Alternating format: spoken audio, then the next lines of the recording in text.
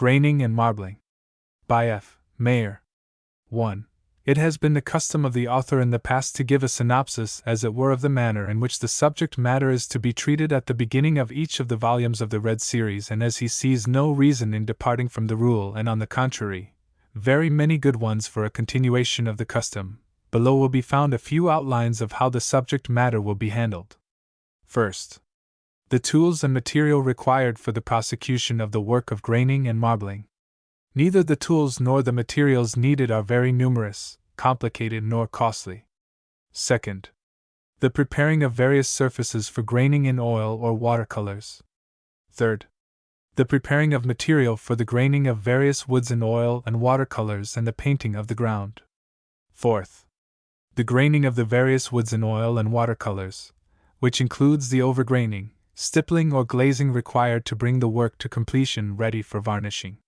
Fifth, the varnishing and other methods required for the protection of the graining. Sixth, the above outlines will also suffice for the marbling section of the manual. Unlike general directions which can be given as to the painting of surfaces of wood, iron, or brick, each of the various woods will have to be treated separately. These are a few operations which are common to all kinds of grainings. These will be given in full before proceeding to their special applications, suited to the various woods, as then the student will be more familiar with what is meant by this preliminary study of the methods used in doing, wiping, for instance, or veining, in hard growths with a brush, etc. Seventh, the varnishing is an important part of graining, which can be done in various ways to suit the kind of graining done. In this regard, general directions will be given, but the kind of varnish to be used must be such as will best agree with the character of the material used in doing the graining so as to get good results from it. Lesson 2. The material used in graining. 2. The material used in graining is not numerous. The principal, as may well be supposed, is white lead to be used as a base upon which to prepare the ground tints upon which to grain. 3.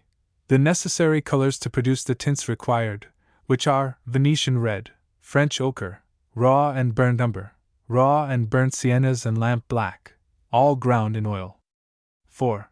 For the preparing of graining colors, all the above colors ground in oil are used with the exception of ochre, Venetian red, and lamp black, and the following additional ones which are more transparent, ivory black and Vandyke brown. Of course, this applies to the preparation of colors for graining in oil.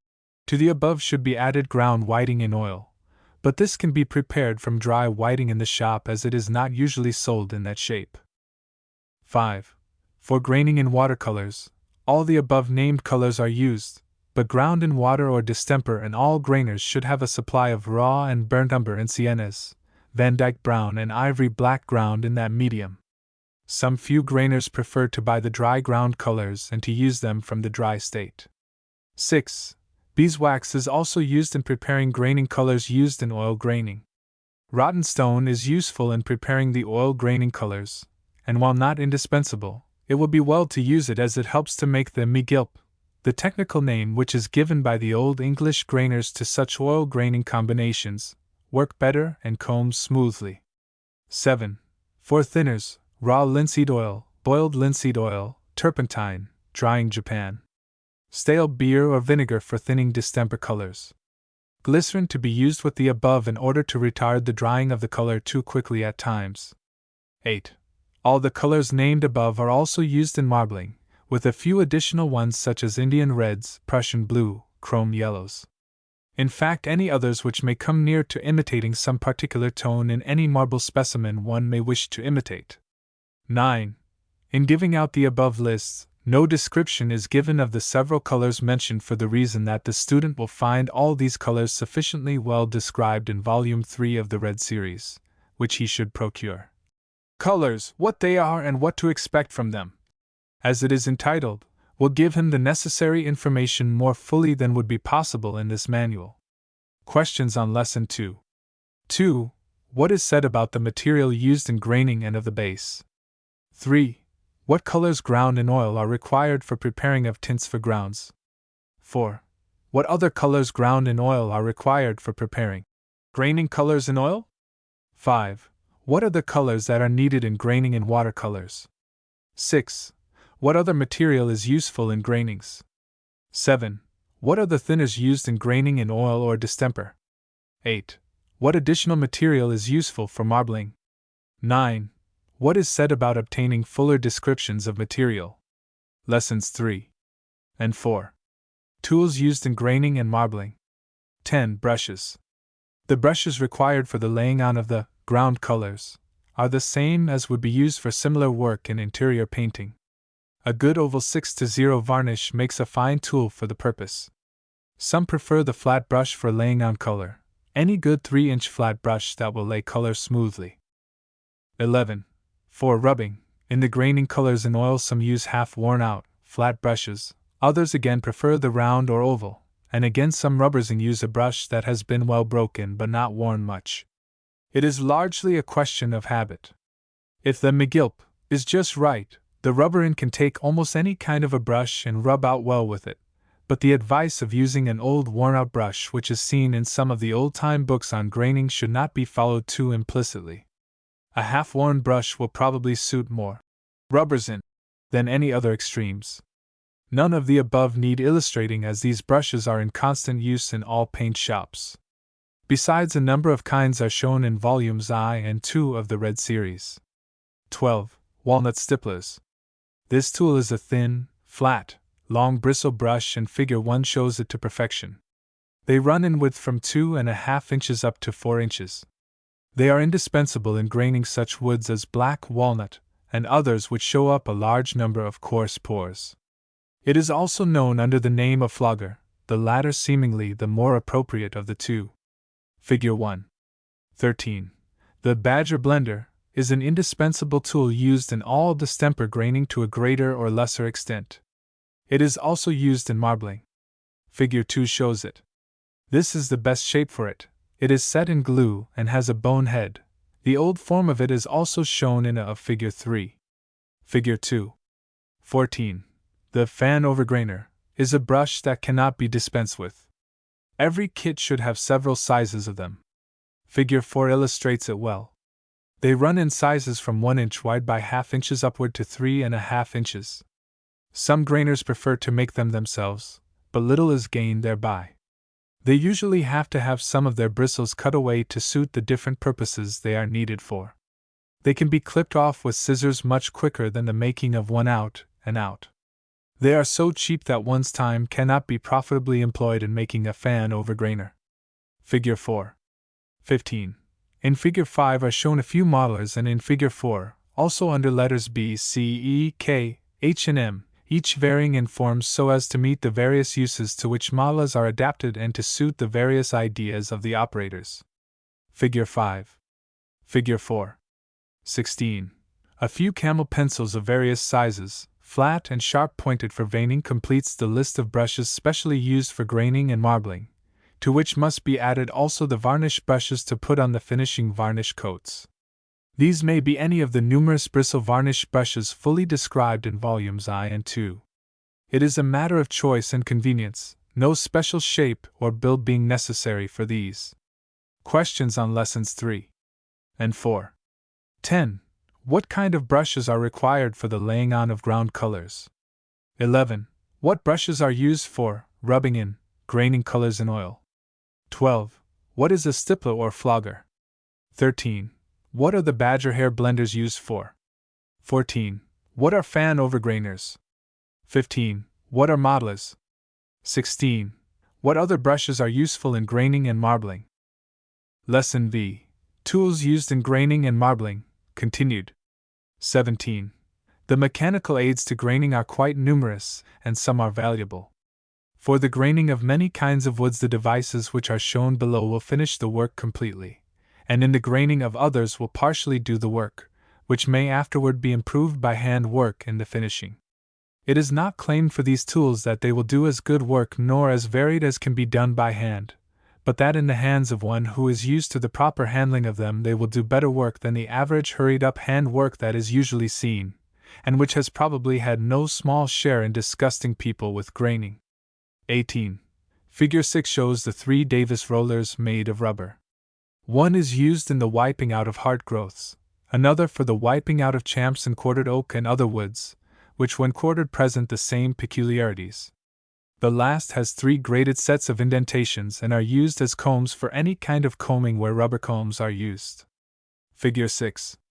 In this lesson it is not the purpose to explain the use of the tools enumerated.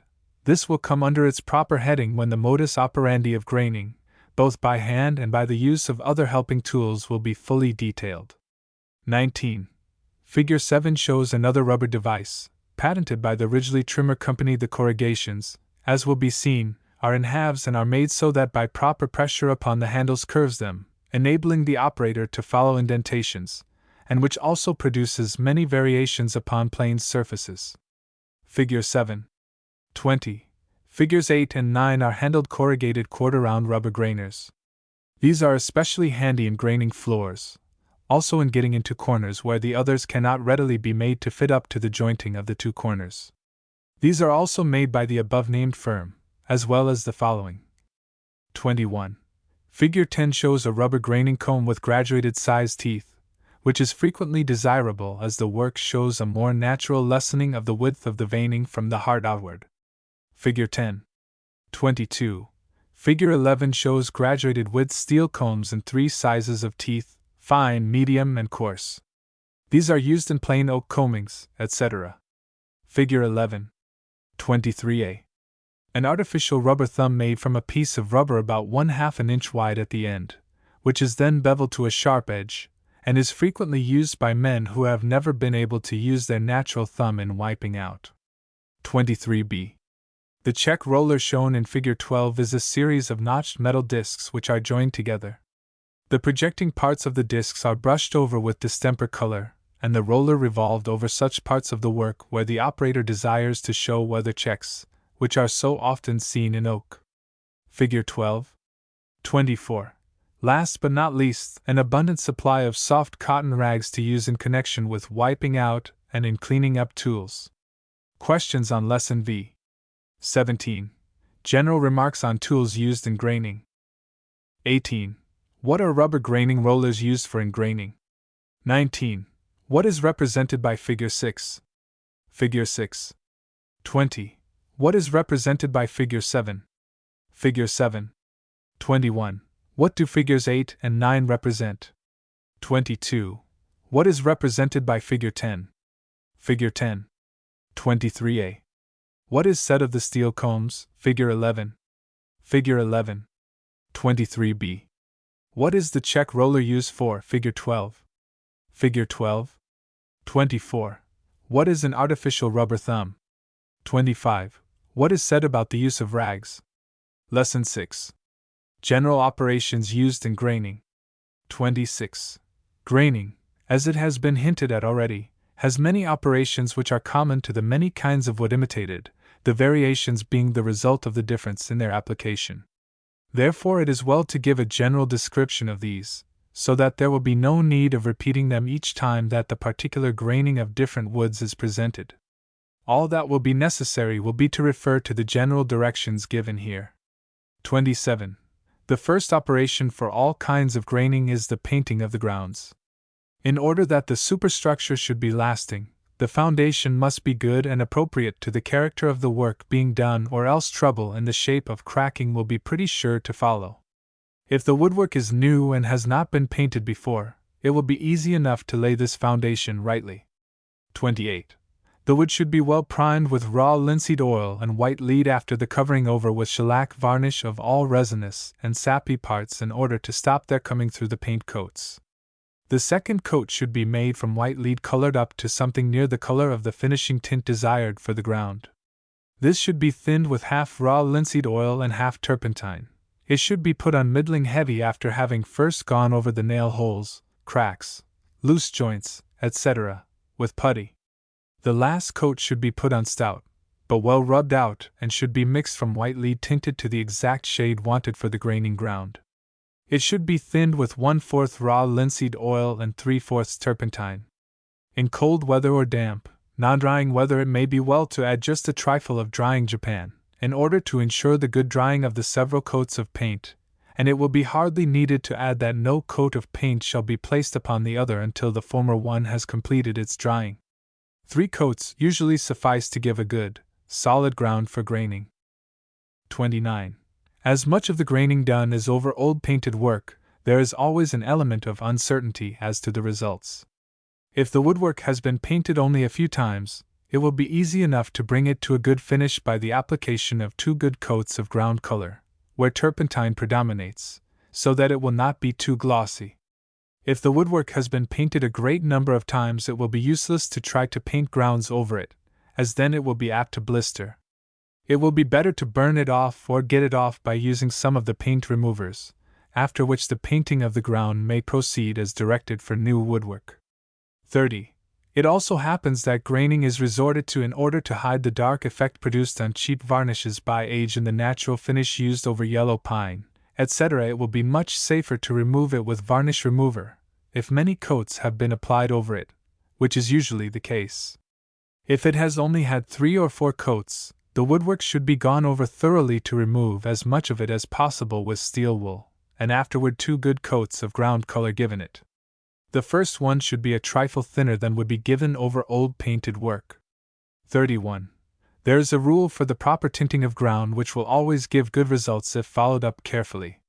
It is this: no matter what wood one tries to imitate, either in its natural finish tone or in an imitation of one which has been stained to an unnatural color, always have the ground tint as light as the lightest part of the wood which shows through. This will be the right tint for the graining of that wood. 32. It is refreshing sometimes to hear the discussions that take place among grainers as to the proper ground tints for various woods. No cut and dried rule can be given. The one given in paragraph 31 is as good or better than any. There is so much variation in the natural specimens themselves that no one nor 2 nearby tints would fill the bill. For this reason no ground tints will be shown in this manual. Under the several woods will be given the general tone of the ground by name only, as, for instance, the general ground tone for graining oak is a light buff, varying from a cream to a decided buff, according to the finished effect wanted. Questions on Lesson 6. 26. What is said of the general operations by which graining is done? 27. What preparations are necessary for the painting of grounds? 28. How is new wood to be grounded? 29. How is old painted work to be grounded? 30. How is old varnished work to be treated for grounding? 31. What is the general rule to be followed in preparing the ground work for any given wood? 32. What else is said regarding tinting the ground colors? Lesson 7. Preparing oil graining colors. 33. Again, here is another one of the many operations necessary for graining upon which grainers are very far from being unanimous as to the proper way that it should be done. It will be best to note what is expected of a graining color, and afterwards to prepare them according to these requirements, irrespective of any cut and dried formulas, as when these requirements are complied with it does not matter so very much about the material that is used in doing so. It will be well to say that these graining colors are best known to old-time English grainers under the name of McGilp, in order that there may be no misunderstanding as to the kind of graining color that is meant. 34. A good McGilp, or graining color, should possess the following qualities. First, it should be clear toned without muddiness. 2d. It should be very transparent. 3d. It should be heavy enough to brush out well, so that it may be combed and its edges remain clean cut without running. 35. The first requisite of clearness and richness. In the umbers, siennas, ivory blacks and Vandyke browns ground in oil, which are used to prepare the McGilp, is not so very difficult to obtain when the goods of well-known color firms are employed, but the second requisite, while it belongs to a stronger or lesser degree to all the colors enumerated, is far short of that which is required in a graining color. 36.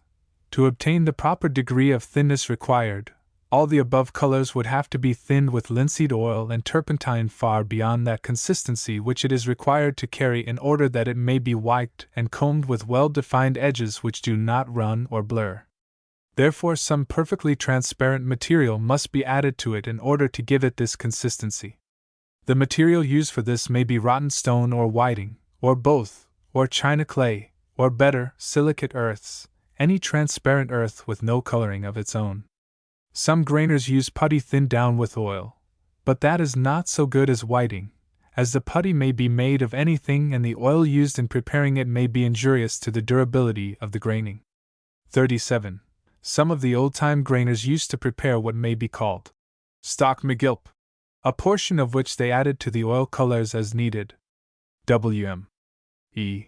Wall says of it that the formula is this: take 8 ounces of sugar of lead and 8 ounces of rotten stone, grind them together as stiffly as possible in linseed oil, then take 16 ounces of white beeswax, melt it gradually in an earthen pitkin, and when it is fluid pour in 8 ounces of spirits of turpentine.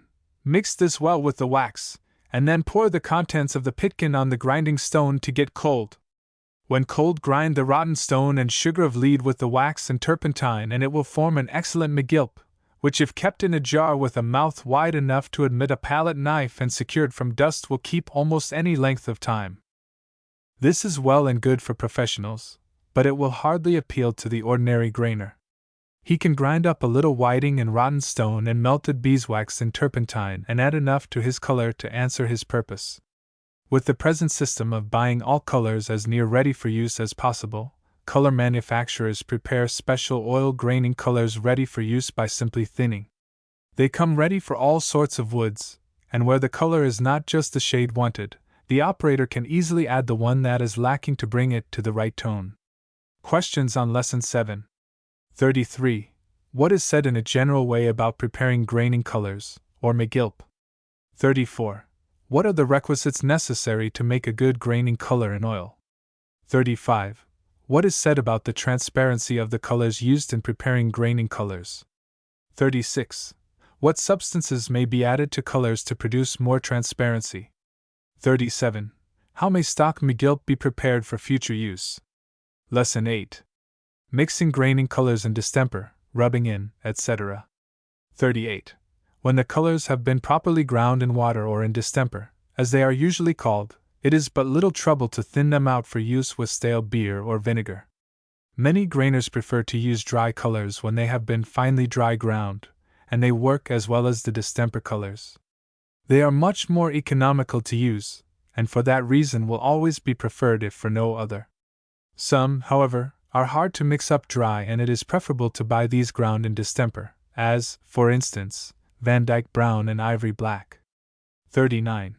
It frequently happens during warm weather that the color dries so fast that the operator cannot possibly finish his work while the color is in a right condition, so he must resort to some means to prevent this hasty drying. The addition of glycerin will retard it for a good while, as glycerin is a good absorbent of water. 40. To prevent this rapid drying of graining colors in distemper, many means are used, some too complicated and really no better than the one named in the preceding paragraph. Wetting the wood with water into which a little sugar has been dissolved is another means to the same end. Afterward, use the regular distemper mixture over it. Rubbing in. 41. This is the name that is given to the operation of laying on the oil McGilp head color previous to the graining. The professional grainer usually has a helper who works ahead of him and rubs in the color, while he follows him up with the wiping or combing. When the color is mixed and thinned just right, there is no difficulty in its application. The brush should be any good, partly worn, or at least well broken oval, or flat paint brush. In the flat, the 3-inch size will be found the most convenient. 42. It was said in the preceding paragraph that the application of the rubbing-in coat presented no difficulties, but the proviso inserted relative to the color being properly mixed means what it says, for if it is not, trouble will surely follow. If the color is too thin and oily, the operator will find it hard work to smooth it evenly. If it has been made more transparent by the proper McGilping, the color will brush out evenly, and a full brush of color can be carried to the work.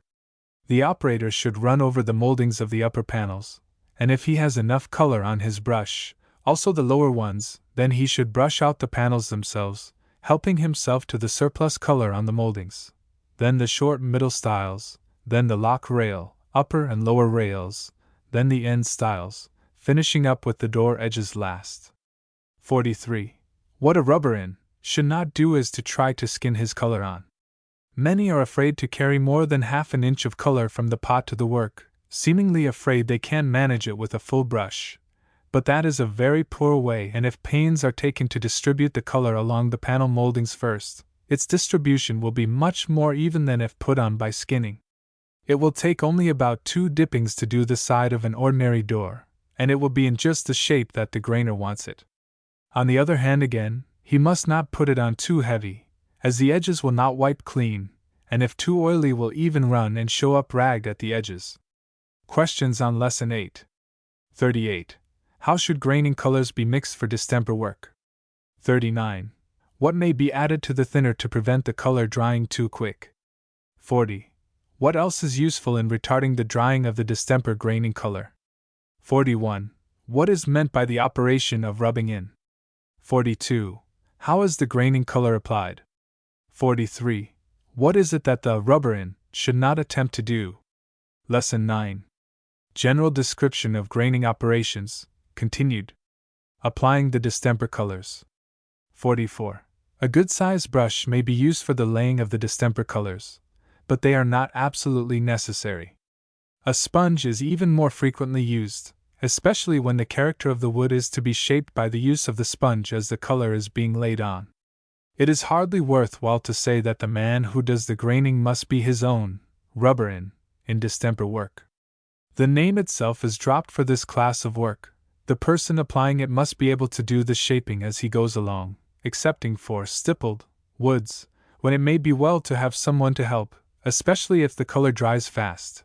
He can then follow the helper closely, and then there will be no trouble from that cause. 45.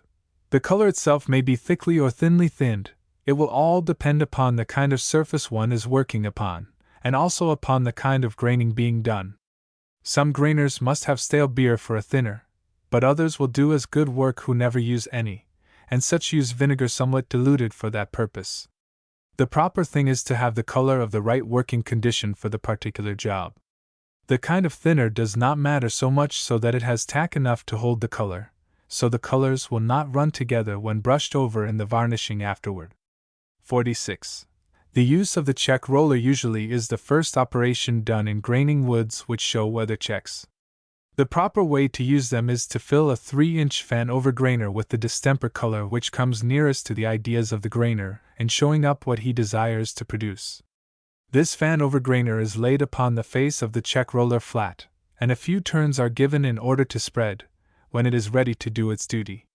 Checks, while they look all right in some oak work, are usually rather scarce in nature, and it is an easy thing to overdo them in the imitation. A few in well-chosen locations will look infinitely better than an oversupply. As overdoing nature is a fault which applies in all the other operations used in graining, it will be well to guard the student against this defect right at the beginning.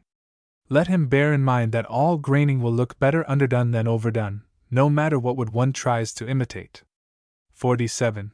Stippling is another operation which is used chiefly upon open-grained woods or woods which show fine or coarse pores all over their surfaces, such, for instance, as black walnut in the dark woods and chestnut in the lighter ones. Some pretty effects are also made by partial very fine stipplings over certain parts of woods. As the particular graining of each wood will be related, these effects will be noticed under their proper headings. The application of the distemper color, the only proper one, has already been noted. The operator doing the stippling must hurry his work with the flogger or stippler, see Figure 1, before the color commences to dry, or the stippling will not be uniform. He at no time must let the brush rest upon the work, but must hit the surface and let it rebound back, and be ready to strike again, being careful that the stippling proceeds evenly, and that the porousness indicated be as near equal all over as possible. It is not a very difficult operation, but 1 minute of actual work with the flogger will teach more to the student as to how it should be done than an hour of description will. Questions on Lesson 9. 44. How should the distemper colors be put on? 45. What is said of the thinners used in distemper work? 46. How should the check roller be used? 47. How is the stippling done? Lesson X. Wiping out and graining. 48. Wiping out is the name given to the operation in graining whereby some of the color is removed, as in champs or flakes in quartered oak, for instance, or else where the veining in heart growth is also removed and the remaining dark color not removed forms the veining. This operation is mainly used in graining oak in oil, but is not confined to that alone by any means, nor to oil graining alone, either. Many grainers who know how wipe out water or distemper work, and it looks well, too. 49. To do the wiping, the operator takes some soft cotton rags, folding a couple of thicknesses together, and using the thumb inside of it he draws it gently wherever he desires to remove any of the color.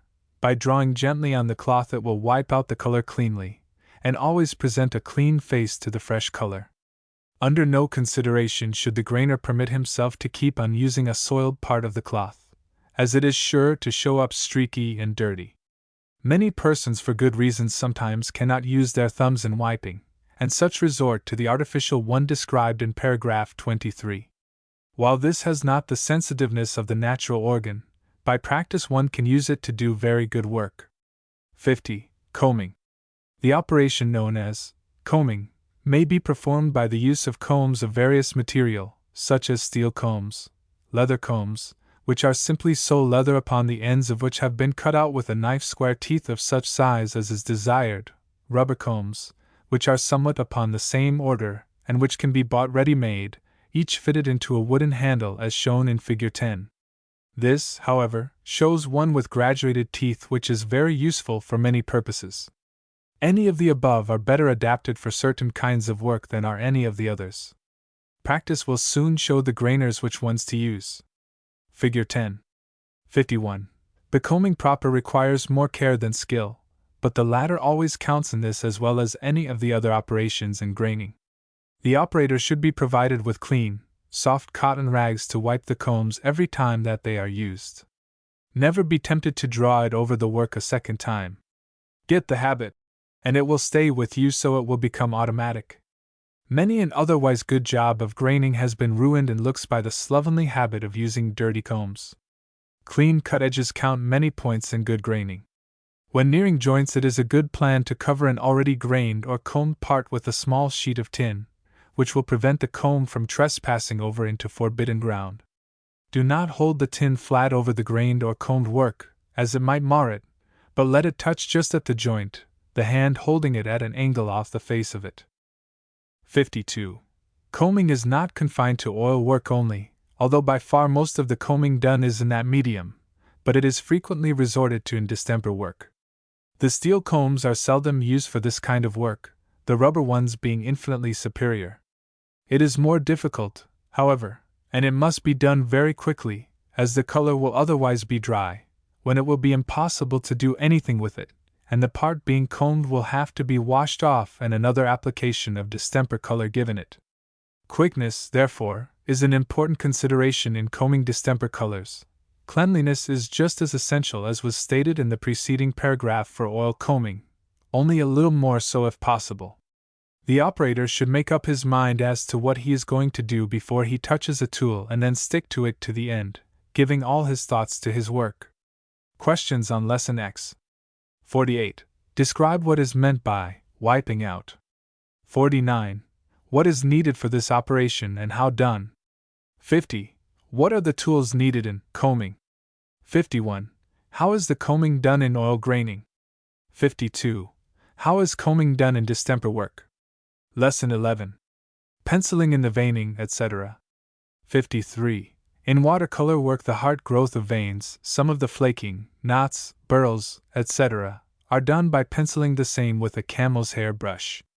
Some is left just as the outlines made by the brush leaves it, but only in such outlinings as those of knots or in the imitating of defects, and in some burls. 54. The penciling requires a steady hand with a perfect control of the freedom of movement of the hand doing the work. To ensure this it will be found much the best way is to use a mallet stick for a rest. It will ensure against unsteadiness, and will enable the operator to do his work just as he wants it, and where he wants it. It will enable him to give the heaviest part of the stroke at the center of the hard growth, where it ought to be, and to gradually lessen its width toward the sides, where it is not so full nor heavy. 55.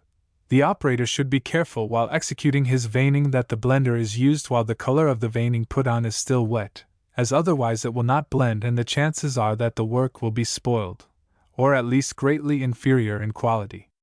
Figure 2 shows the blender. The blending itself is the drawing of the soft hair over the wet color, which softens it and divides its stiff outlines in serrated, uneven, pore-like outlines. While the operation is not a difficult one, good blending requires an intimate knowledge of what will be the effects produced by the use of the tool, as the blending can be overdone as well as underdone. A little practical experience will soon teach the operator its proper use. Figure 2. 56. Fan overgrainers, as shown in Figure 4, come in various widths. It was said in paragraph 14 describing them that many grainers preferred to make them themselves. This no doubt is due to the reason that in preparing them themselves they are able to arrange the hair so that they can get various effects from them, such as graduated lines, and again thick or thin lines, etc. But one can easily obtain the same results by buying a dozen or two of the ready-made ones. They usually are made with a surplus of hair, and with a pair of sharp scissors the operator can easily cut out all the superfluous hair from the parts desired. With a good supply of overgrainers thus prepared beforehand, he will be prepared to do an endless variety of veinings and lines equidistant, or graduated to suit. Figure 4. 57. The fan overgrainers are used for many purposes, not only in overgraining, as their name would seem to indicate, but also in laying out the veining adjacent to hard growths wherever a succession of fine lines are required, and which in watercolor work corresponds to combing in oil work. The brush is dipped into the distemper color, then it is run through the teeth of a coarse horn comb such as is used in hair combing. This will separate the hairs into lines, when the operator can use it on his work by drawing it along the outer edge of his penciled-out hard growth, and continue it to the outer edge of the panel. In overgraining proper it is used in many other ways, and by the proper motion of the hand many forms and variations suitable to the character of the woods being imitated can be done. In this proper use of the overgrainer the skill of the operator will be shown. It will be well to say that these lines made by the overgrainer are to be blended for most woods, and the student is referred to what was said regarding how it should be done in paragraph 55. Questions on Lesson 11. 53. What is said of the penciling in of veins, etc., in distemper graining? 54. How are the veins penciled in? 55. How is the blending done? 56. What is said of the fan overgrainers? 57. How are the fan overgrainers used? Lesson 12. The use of graining rollers, etc. 58. As stated in paragraphs 18 to 21, describing figures 6 and 7, 8 and 9, corrugated rubber tools of various forms are used in graining. Some kinds of woods can be done complete with these tools, and again their main character laid out with them, which is afterward improved by hand work. They are great time savers and to the man who knows how to use them well, which can be easily learned by following the directions given which accompany the boxes the tools are packed in, anyone can quickly learn their use, and will find it of great help in doing their work quickly, which is an important item, especially where the graining has to be done cheap. They will be able to turn out very much better work than could be done by hand for the same money. That fact alone, if for no other reason, and there are other reasons also, entitles them to a welcome in the kit of progressive grainers who are not held in awe by precedents established when grainers were getting something for good work done by hand exclusively. 59. While we are in the way of describing other methods of graining than that of graining done by hand, it is only right and proper that the transfer graining papers should be noticed. The graining upon many of these is very good. It has one disadvantage in that on large jobs there will be more repetition than is desirable. There is also an automatic indescribable look belonging to it, that grates upon an artistic taste, so that while the graining may be really much better than much hand work, yet hand or even that done with corrugated rubber tools will please the average man better than the more perfect automatic work done with the graining paper. 60. In graining with transfer paper, the paper to be used in the panels, stiles and rails should be cut into strips a trifle wider than desired for the actual space to be grained. The ground coat should be an appropriate one for the kind of wood to be imitated. The process of the transferring is similar to that used for all transfers. The paper is applied to its proper place, which it must cover fully, then the operator proceeds to wet the back of the transfer paper with a sponge which has been dipped in clean water. In a few moments after the wetting, the paper can be pulled loose from the surface over which it is applied, laid aside flat to dry, and an exact replica of the graining printed upon the face of the paper will be left upon it. These transfer paper strips can be utilized several times before the design is deemed too much for use. After the completion of the work, it must be varnished in order to hold it on, as any other distemper work must be. 61. There is another form of graining paper which has just been patented in Germany, which is not a transfer paper really, and which does excellent work. By some patent process, the paper is made upon the face of the woods they represent. Every pore and detail of the wood is perfectly represented. The ground color is covered over with oil graining color, the same as for hand wiping. Then the graining paper, cut into proper size strips, are placed over the surface, and the back of the paper is rubbed over with a specially made brush all over, taking care that the hands do not touch it anywhere except upon the edge, which should extend over sufficiently for this purpose. Then the paper is lifted off and can immediately be used again. It leaves the job as if it had been wiped out, but much better, of course, than 99 out of 100 men could possibly do it by hand. It is somewhat costly, and outside of the samples which were given the author for testing, he has never seen any.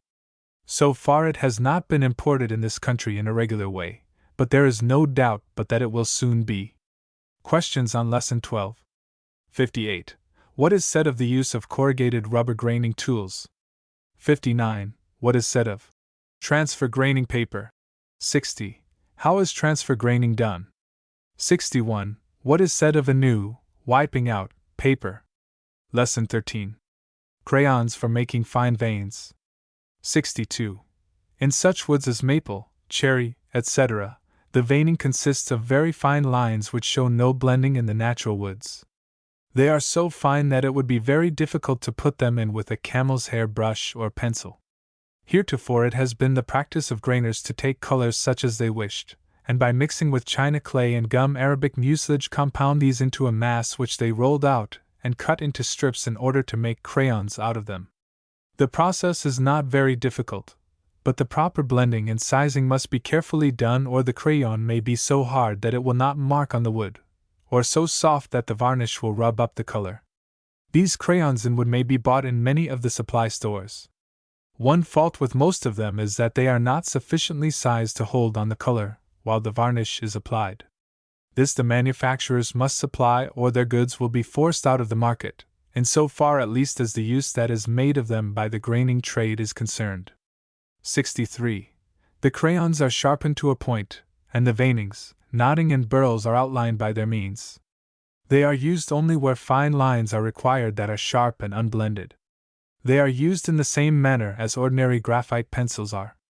Their use offers no difficulty even to a beginner other than the skill shown in making the right markings in the right place, which is a matter of study before using them. 64. Mottling is an operation which greatly enhances the value of graining in many woods. This mottling may be done by means of the so-called mottling brushes, of which many are shown in Figure 5, in either oil or distemper graining. In the preceding sentence the words, "may be done," are used, because many very good grainers never use them, but depend upon their rubbing in brushes, etc. Again, the sponge in distemper work is used, and by the proper use of the badger blender beautiful mottlings are made without the use of any brush at all. Figure 5. 65. The sponge is held in the hand, and by pressure and release of the same in going over the surface the color is unevenly distributed, which, when properly blended, will form mottlings coarse or fine, long or short, as wanted. It will require some practice in order to obtain a good control of the sponge. 66. The sponge is an invaluable aid to the grainer in distemper work, and the student should spare no pains in learning to master its use. With it not only mottlings may be made, but the main features and character of all the burled growths of walnut, oak roots, pollard oak, bird's eye maple, sycamore, mahogany, etc., may be laid out, most of it to be blended, and when dry overgrained and finished with either crayon pencils, camel hair knottings and linings done with various distemper colors, or with the fan overgrainers, or by combinations of all the above. 67. The above comprises all the operations done in graining woods that can be given a general description of. Each kind of wood will require some of their use. Not all, however, must be given in the same manner, but must be adapted to suit the particular woods one may be trying to imitate. As occasion may require, reference will be made to some of the paragraphs giving the proper information as to how to do it. Questions on Lesson 13. 63. How are graining crayons made?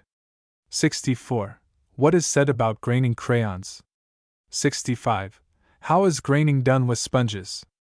66. What is said of the use of sponges in burled graining? 67. What is said concerning the special use to be made of the various operations in graining described in the previous lessons? Lesson 14. General Review of Woods. 68. Woods may be divided into two general classes. First, those that are close-grained and which when sawed into boards show very fine pores, or perhaps very little if any perceptible to the naked eye, as holly, for instance, and in a lesser degree in satinwood. 2d. Those that are composed of long, coarse ligaments, which when sawed into boards show a great number of pores, especially when the growth is comparatively regular, as in chestnut, walnut, etc., with a great number which lie between the two extremes. 69. There might be added a third division for those woods which have a jerky, crosswise fashion of growing, which to the unwary look as if there was no system in their growth, as in sycamore, rosewood, etc., but which they have as regular as any other just the same. As a kinky-haired American of African extraction could truthfully claim for his tangled-up specimen as against the rigid growth of that of the American Indian. As with hair, it will be found that most of the woods which grow in a tangled way are composed of very fine fibers, which grow closely together and therefore can be classed in Class 1. 70. Before commencing the descriptions of the graining of the various woods, it was thought best to examine some few general characteristics which belong to each class, and the student will then be able to tell at sight almost what may be the best manner in which the graining shall proceed, either in oil or in distemper. Woods of Class 1, as a rule being close-grained, need no stippling, as few pores show up separately as such, and it was shown that this is the main object of stippling. On the other hand, nearly all woods that are classed in Class 2, but more especially those which are on the extreme side of that class, should be stippled by all means, and the others are greatly helped by a partial stippling at least. Included in as stippling must be added the check roller work, as this may be done in such a way as to replace the stippling done with the flogger for certain woods, in the graining of some peculiar specimen of quartered oak especially. 71. Before attempting to do any graining, the student is earnestly advised to procure a number of small pieces of veneers of the various woods, to glue them over smooth boards, fill them with a good hardwood filler if open-grained, if not shellac them over with 2 coats of shellac, which he should also give to the open wood sample after having filled them and smoothed them properly. Then give them 1 or 2 coats of good varnish, when he will have object lessons which will prove invaluable to him. Let him not confine himself to 1, 2 or 3 specimens of the same wood, but let him pick out as many as he can afford to do, in order that he may study their variations and different modes of growth, or he may get stuck into ruts and routine in his style of graining which he must try to avoid as much as possible. There is nor cannot be any better teacher than these samples will be. They need not cost much either. Frequently they can be obtained for a song at some of the furniture factories from ends that are too short for use in their regular work. 72. As it is a matter of indifference, at least in practicing studies, as to the colors that are used in doing graining, the student can paint a ground color upon any convenient board or old door and practice upon it. He had better have several. At least, he should have 2, one for practicing graining in oil and another for graining in distemper. With plenty of rags and turpentine or benzene he can wipe out his work as easily as upon a blackboard, and he can recommence it again and again until he is ready to quit, and then he can wipe it off, and it will be ready for the next time. This advice is good, for it will not do for the beginner to try his hand upon actual work until he is sufficiently sure of his skill that he will not make a botch of it. He can try all the various general operations mentioned above, and apply them as nearly as he can to the particular needs of the wood he wishes to imitate, referring first to the special details that are given under each of the woods in subsequent chapters. Questions on Lesson 14. 68. How may all the various woods be classed? 69. What is said of woods of gnarled growths? 70. When do the wood imitations need stippling?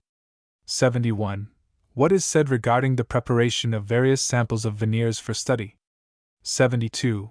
What advice is given about preparing practice boards for graining study? Lesson 15. Graining oak.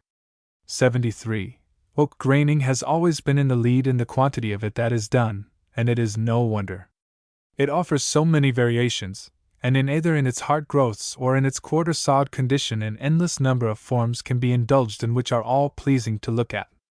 It can be grained in oil or in distemper in both of its forms and in combinations of the two. Hard growth in oil. 74. The ground for all oaks is buff. Light oak requires a cream tone of it which can be deepened for the darker shades. For red and black oak a trifle of red can be added to the buff, which is made from some good ochre added to white lead. See paragraphs 26 to 30 about preparing grounds under various conditions. 75. The graining colors proper are prepared to suit the shade of wood desired from raw sienna, raw umber, and for very dark antique oak with a little ivory black added. The color should be megilped in order to make it comb and wipe clean. See paragraphs 33 to 36. The wiping should be done as advised in paragraphs 48 and 49. Then combed as stated in paragraphs 50 to 52. 76. The graining will be improved if the same is overgrained after the wiping out, and combing coat has become hardened. This must not be overdone to look well. It consists simply in using some of the graining color used before, and in touching up a few places on the grained work. This darkens them some, and these variations of color enriches it. The student will notice it upon natural wood usually where the veining makes a turn, etc. Study nature, but do not overdo it. 77. When the overgraining is dry the job is ready for varnishing. In varnishing use an elastic varnish as much as possible, as both the ground coats and the graining colors contain oil, and a hard, quick-drying varnish will not be so likely to give and accommodate itself to these as an elastic one will. As the varnishing coats, which follow graining of all kinds, are about the same for all woods, it will not be necessary to repeat each time what is said here. 78. In varnishing over distempered work a quicker and harder varnish can be used than that named above. As many prefer a wax finish to varnishing, this can be applied over the work. The ready prepared wax finishes are best to use. They are easily applied with a brush or even a rag and afterward polished over with a cloth or a hand polishing glove made of lamb skin with the wool left on. It will soon polish up into a soft-toned subdued gloss which is pleasing and imitates rubbed work in hardwood finishing. Graining oak hard growth and distemper. 78. It will be well not to have the ground coats too oily for graining in distemper, as it may be difficult to spread the distemper color over it, especially in cool weather. On the other hand again, it must not be too flat, as then the colors will sink into it, and if from any cause one desires to wash them off they will be indelibly marked out upon the ground, and will at the least look dirty. The check roller can be used to good advantage in putting in a few checks here and there, and a little fine stippling on the side away from where the main hard growth is to be penciled in with the camel's hair brush will help the looks of it. When dry, proceed to put in the hard growth, using the overgrainer wherever possible and doing the fine line work over the stippling. It goes without the saying that all the veining, both hard growth and fine lines, must be well blended with the badger hair brush. Questions on Lesson 15. 73. What is said of oak graining in general? 74. How are oak ground tints to be made? 75. How are the colors to be applied? 76. How is the graining overgrained? 77. How is the varnishing to be done? 78. How is wax polish finish applied? Lesson 16. Oak graining, continued. Quartered oak graining in oil. 79. There are a great number of ways of graining quartered oak, and when one says that it is imitated in oil graining, but very little more information is conveyed than that the work is executed in that medium instead of in distemper color. The manner of doing it may vary greatly, as well as the growth itself, which is infinite almost. It is, therefore, a matter upon which little more information can be given without the actual showing than the rehearsing over of general principles. If the student has provided himself with a number of samples of quartered oak veneers and has practiced their reproduction in oil and in distemper, he will have gained an experience that type and printing ink cannot possibly teach him. 80. The grounds are to be the same as described in the hard growth graining of oak. The graining color should be rubbed in very evenly, but neither too thick nor too thin. In most of the work, and that is naturally that which one tries to describe in giving general directions in graining a certain wood, the surface should be combed over with rubber combs and afterwards split up with a fine steel comb to break up the vein lines. Some skill may be shown in this, for if done properly and at the right angle the lines will appear as thickly studded pores, but if not, anything but that. 81. The method of wiping out is described in paragraphs 48 and 49. Remove all the flakes of the larger sorts first, which usually are to be found in the center of the wood samples, keeping in mind a definite idea of what the work is to represent. This lays out the general character of the wood. 82. The subsequent wiping out is to be done in accordance with the main flaking, gradually lessening the size of the secondary flakings to the outer edge, where usually they are found much more numerous. 83. The graining may be much improved by softening the edges by using a very soft, clean cotton cloth very lightly upon their lower edge. The proper doing of this requires some skill and usually is shunned by the cheap fellow, as it takes some little time as well as skill. 84.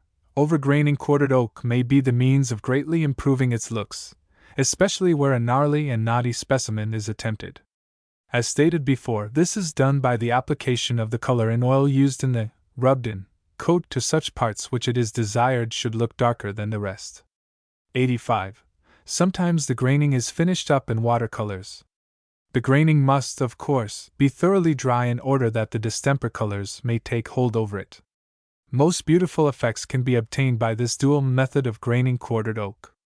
It requires skill in the operator, but good judgment and experience the more, as it is an easy matter to overdo it, when instead of a thing of beauty it becomes an eyesore. 86. Varnishing is the final operation in all kinds of graining, but the graining may also be waxed polished as noted in the preceding lesson. Much more could be written as to the many various methods that are being used in the graining of oak, especially of quartered oak, but the space limit of this manual is too confined to attempt it. The directions given will suffice to indicate to the student how to proceed, and as he progresses along, the variations in the manner of doing the work will suggest themselves to him, and he will grow into them naturally. Questions on Lesson 16. 79. What is said in a general way on the graining of quarter-sawed oak? 80. What is said of the rubbing in coat and combing? 81. How are the flakes and champs put in? 82. What is said of the wiping out? 83. How are the edges to be softened? 84. How is the overgraining done? 85. What is said of combination oil and distemper work? 86. How is the work finished? Lesson 17. Graining quartered oak in distemper. 87. There is a great deal of quartered oak graining that is done in distemper in certain localities, especially where the grainers have come into the knack of it. When it is well done, it is fully as good as when done in oil. The quality of the work is what counts, and it is just as easy to produce an eyesore in the one as it is in the other. 88. It is true that the operator has no time to take a nap and hardly to bat his eyes, and that no doubt is the reason why so few grainers attempt quartered oak in distemper. The colors do dry very quickly, so the graining must be done without hesitation or waste of time. If it has been practiced on the lesson boards mentioned in paragraph 72, no one who has succeeded on them need be afraid of tackling it on door panels, etc. 89. Everything in the way of colors, sponges, rags, overgrainers, blenders and tools being ready and within reach, the woodwork to be grained should be washed over with water into which vinegar has been poured. When it has become nearly but not quite dry, proceed to lay on the color in streaks with the overgrainers, then with the rubber or fine steel combs run through the lines in order to break them up and to serrate them, and immediately proceed with the rag and thumb or the rubber substitute for it to wipe out the champs and flakes in the way and manner described in the wiping out of oak in oil graining. Soften the edges by using the soft cotton rag in the same way also. It is needless to say that one panel at a time is all that should be colored up, and even this will be found too much by many, but it can be done, and it is not so difficult as it looks to be. Only, as said before, there is no time to think of the girl you left behind you, or anything else but doing the work. 90. For a change, dark flakings and other flaked veinings may be put in instead of light ones. In this sort of quartered oak graining, the whole thing is reversed. The color is applied evenly but solidly over the panel and immediately combed with rubber combs and split as related in the preceding paragraph. Then with the camel hair pencil brush proceed to pencil on the flakes and champs as desired, slightly blending them with the badger blender. This is not so difficult to execute as by wiping out, because it does not matter about hurrying. 91.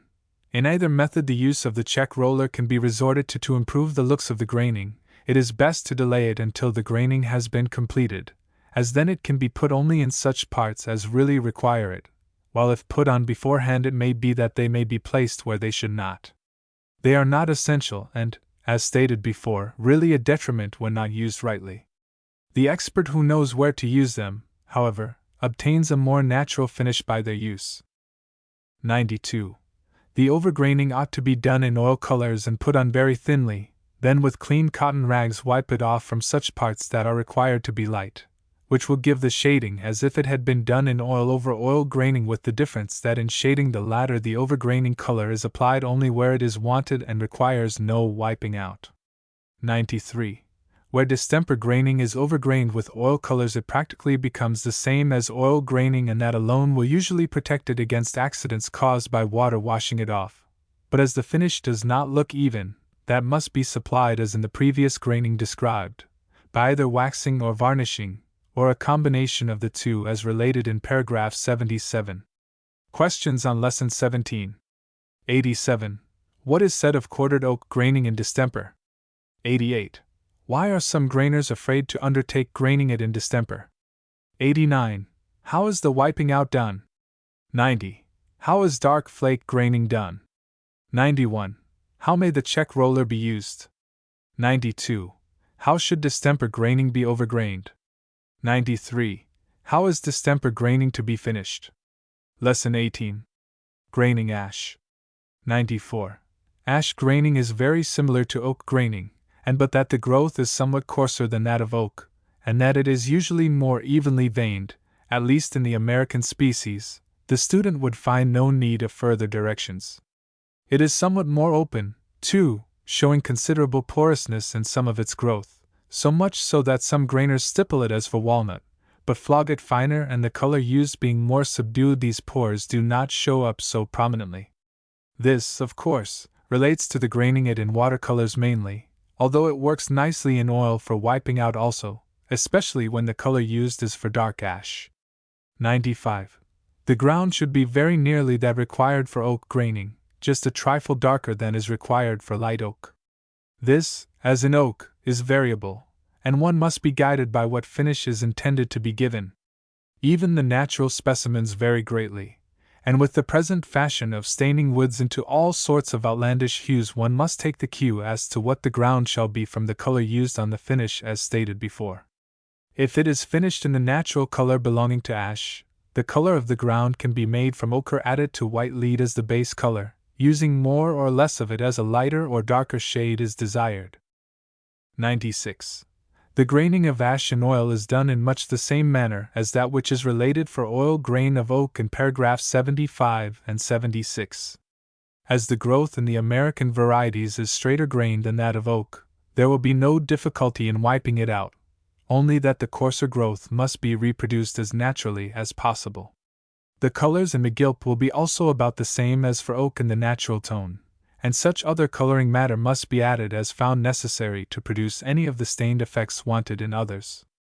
If the ground is stippled before the wiping out, it should be done with raw umber and raw sienna in distemper. It will be well to reduce their strength by the addition of whiting in order that the stippling may not appear too prominent. 97. The graining of ash in distemper is very easily acquired and presents but little difficulty to one who has his mind imbued with the main characteristics of its growth. The graining may be done with or without stippling, but if the stippling is well done it will improve it. The veining is done with the camel's hair brush, and the blending should follow it up quickly so as to divide up the veining before it has had time to set. This will enable the washing up of the stippling by the pressure of the blender, and will leave a paler base for the veining, which by the stronger contrast will appear more natural. 98. Ash is overgrained for the same purpose as related of oak. It shows up the darker parts, or if they may be so called, the nerves of the wood. This should not be overdone, however, as it will defeat the very purpose for which it is done at all. It is better not to overgrain at all than to overgrain too much, and the student had much better do too little of it than to err upon the opposite side. The color used for overgraining is oil colors, as related for oak graining in paragraph 92. 99. Hungarian ash is so very much different from the American species in its growth that it might be well to cut it loose altogether from the ash group and to give it a place by itself. It resembles somewhat the growth sometimes seen in some yellow pine specimens. It is very wavy, and the saw cutting across them the veins appear contorted into all kinds of circling growths. But with all this widening out suddenly of two lines which nearly meet together, there is a system in it, and none ever cross over each other. The student must study a natural specimen of it in order to understand this spiral and twisting system of growths, and when he sees through it he will find no difficulty in reproducing it in watercolors, which is the only manner Hungarian ash is ever grained. It is possible to grain it in oil, but the time required to wipe it out will prevent grainers from ever attempting it the second time. Questions on Lesson 18. 94. What is said about the graining of ash? 95. What is a proper ground for the graining of ash? 96. How is ash grained in oil? 97. How is ash grained in watercolors? 98. How should ash be overgrained? 99. How is Hungarian ash grained? Lesson 19. Graining chestnut and maple. 100. The graining of chestnut presents no difficulty either to one who has a good knowledge of the handling of graining tools. Its general character is much the same as that of oak and ash. It differs from either, however, and has a growth entirely its own. Its principal points are coarseness of veining, its fibers being thick and when cut across by the saw present numerous coarse pores which must be represented by stippling coarsely and somewhat irregularly flogged on, as it shows only a few in parts where the saw has not cut the fibers across either squarely or slanting. 101. The graining of chestnut may be done in either oil by wiping or in distemper. By either method it will be best to stipple it in the manner stated in the previous paragraph, rather coarsely. The ground is a light buff, just about such as described for oak or ash, and may vary to suit the graining and grainer. It can be wiped out easily in oil, but much the best way is to grain it in distemper, as it is easier and more quickly done. The veining is put on with a camel's hair brush and blended with the badger hair blender before the color sets. The veining being coarse is easily put on. Its growth is not nearly as regular as that of ash and presents much variation in its forms. The color used for the stippling should be the same as given for ash stippling, but should have but little whiting added to it, as the pores must appear coarse and prominent. The colors used in either oil or distemper graining are raw sienna deepened with raw and burnt umber to suit. Maple. 102. The graining of maple differs materially from that of the woods described heretofore. In color it is on the same order, however, of a light buff tone. It should be given a ground color just off the white by the addition of a trifle of ochre to the white lead base. There is considerable variation in this, and if one is required to match or imitate some aged maple, the general tone will need to be much deeper, and may require a ground as deep toned as that of oak or ash, as maple darkens considerably by age. 103. Again, as fashion has decreed that maple should be stained a light gray, one has to grain it in imitation of that, and the ground must then be made by the addition of lamp black to the white base sufficiently to make a faint pearl gray. The veining proper is not very prominent in maple. This consists of very fine lines with little if any feathering. Maple is a very close wood and shows but little if any porousness, therefore should never be stippled. The chief beauty of ordinary maple lays in its mottlings and not in its veinings. Plain maple being what is now under consideration, curled and bird's eye maple will be taken up in a separate lesson. 104. Plain maple is never grained in oil, as it would be too tedious to imitate it by wiping. Therefore, its graining by distemper work is the only method worth the while to describe. To be able to grain it well, the student must have its character well made out, in his head at least. The color, if the wood is grained in its natural color, is made from raw sienna weakened down to suit by the addition of whiting. The character of the wood is best produced by the application of the color with a sponge. This should be blended at once, and if the color has been properly applied with the sponge, the mottlings produced by the blending of the color will usually suffice, and a few more of a deeper tone may be added in the overgraining. As soon as dry, which requires but a few minutes, the veining proper may be put in with the same color with a camel's hair pencil, but should not be blended.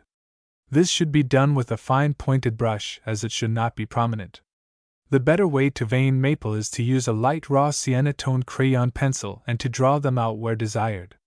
These produce an even stroked vein much easier to obtain by their use than with a brush. 105.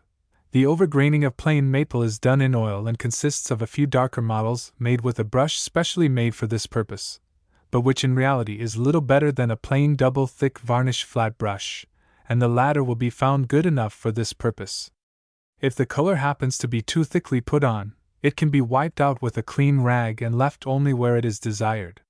It should be made of raw sienna darkened with raw and burnt umber, and thinned with raw linseed oil and turpentine, half and half. It has been supposed all along that the maple graining was done in its natural color.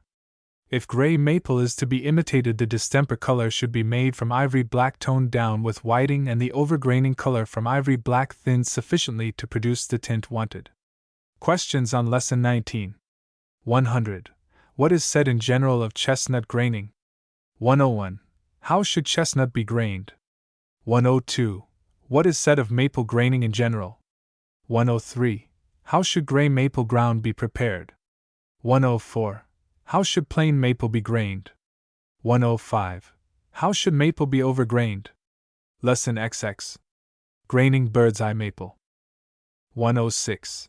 This is the most elegant form of wood known, and good specimens of the wood are a sight that well repay for the trouble of looking them up, as they will make a glad heart to the man who loves beautiful forms. To imitate it well by graining requires some practice and a good knowledge of what is required to produce the innumerable variations seen in it. When its growth is well understood, it is not so difficult to imitate it. It may as well be stated here at the beginning that more bird's eye maple graining is spoiled by overdoing than by not doing enough work upon it. The beginner had better confine his efforts to but a very few of the bird's eyes at first.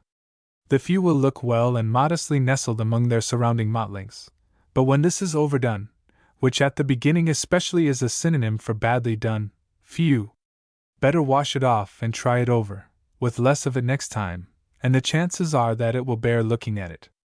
107. The graining of bird's eye maple is always done in distemper, for the same reasons that were given in describing the graining of plain maple, and for a few additional ones of its own besides, so that all that will be said in connection with it must be understood as appertaining to distemper work. 108. The ground when the graining is done in imitation of the natural color of the wood must be of a very light tone of cream color, or the finished work will be too yellow. If it is to be finished in imitation of the gray stained variety, the ground must be made to correspond to that shade, and a faint pearl gray ground must be put on as noted in paragraph 103.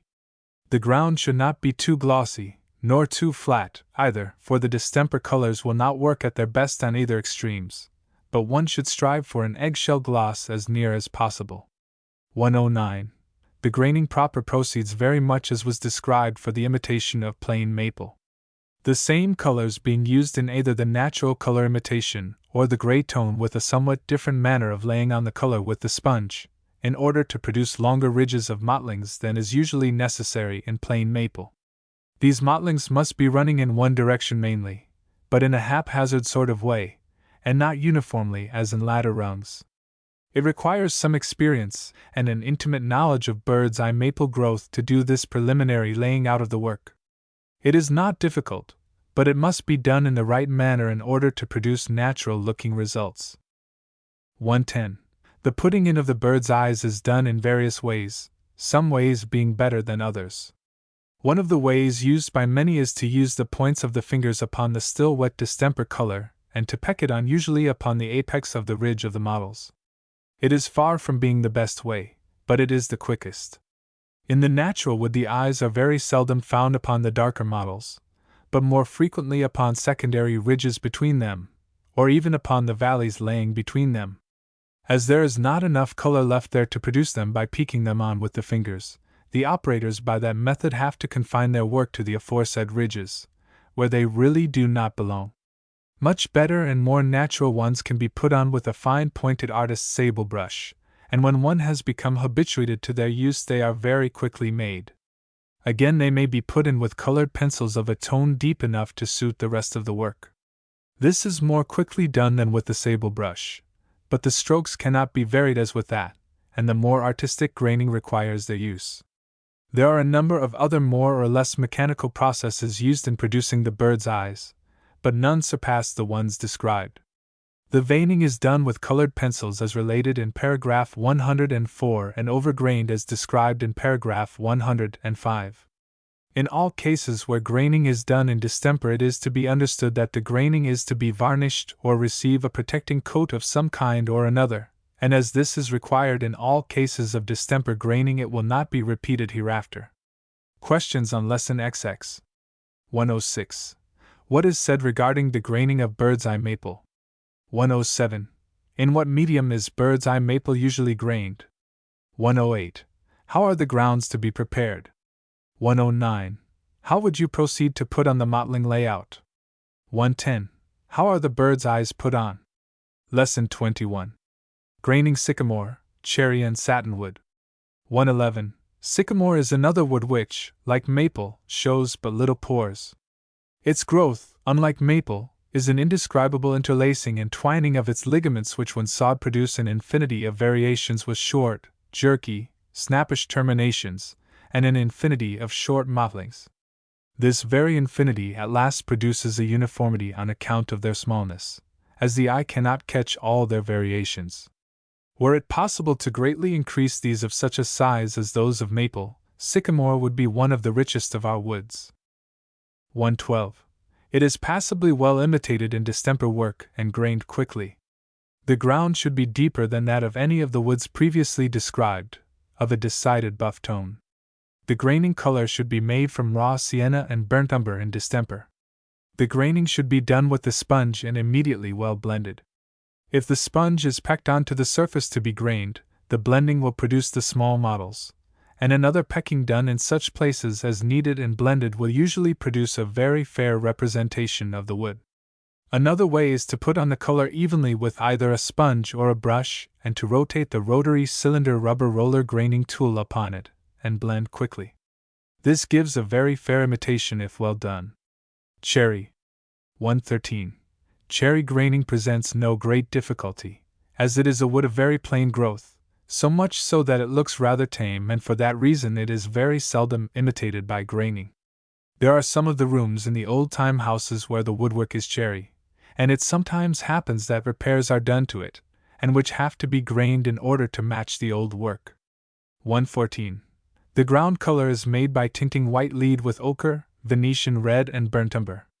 A very fine stipple of burnt umber much reduced with whiting may be given it, and the veining should be put in with a pencil of the proper color, which should in no wise be very prominent, as in the natural wood it does not show much darker than the fine pores or stipple work. Of course all of the work is done in watercolors. Satinwood. 115. Satinwood, with the one exception of holly, is one of the easiest of all woods to imitate. There is but few markings upon it, and next to nothing in veining. Mottlings of no great prominence by their depths of coloring are the only markings. The wood varies somewhat in the depth of its tone from a light to a medium tone of buff. 116. The ground will vary from a very light buff to a darker shade of the same. As said before, the graining consists of mottlings which are not very prominent, therefore the graining color, which is made up from raw sienna and burnt umber in distemper reduced to less intensity by whiting, should be put on thinly with a sponge and blended so as to show no feathering. Questions on Lesson 21. 111. Relate what are the main characteristics of sycamore. 112. How is sycamore grained? 113. What is said of cherry graining? 114. How is cherry grained? 115. What is said regarding the characteristics of satinwood? 116. How is satinwood grained? Lesson 22. Graining of light and dark mahogany. 117. Mahogany is one of the most beautifully formed woods that nature produces. In its plain form, or in its most intricate featherings, it is always pleasing to look at, and its most profuse variations of form do not cause any nausea, nor does one become confused or tired of them. It is found in many variations of color. New mahogany is very light-toned and seldom darker than a medium buff tone. It acquires a reddish tone by age, which becomes a rich dark red in time. This redness is usually artificially supplied in the natural wood by staining. In graining it is the most usual to reproduce the rich red darker variety, and that of the light varieties is only resorted to in order to match some parts added to a room which has been finished in the light natural wood. 118. The ground for light mahogany should be a buff more or less dark, according to the character of the finish wanted. A medium oak ground made by the addition of ochre to white lead is the most usual for light mahogany. For the darker mahogany imitations the ground should be rather reddish and much darker in tone. To the white lead base should be added yellow ochre and Venetian red. For some specimens a trifle of burnt umber should be added in order to darken it, but never sufficiently to kill the red-yellow tone. 119. The graining color for light mahogany is prepared by mixing raw sienna and burnt umber in distemper. That used for graining dark mahogany is made from burnt sienna and burnt umber, the manner of doing the graining and either coloring being the same.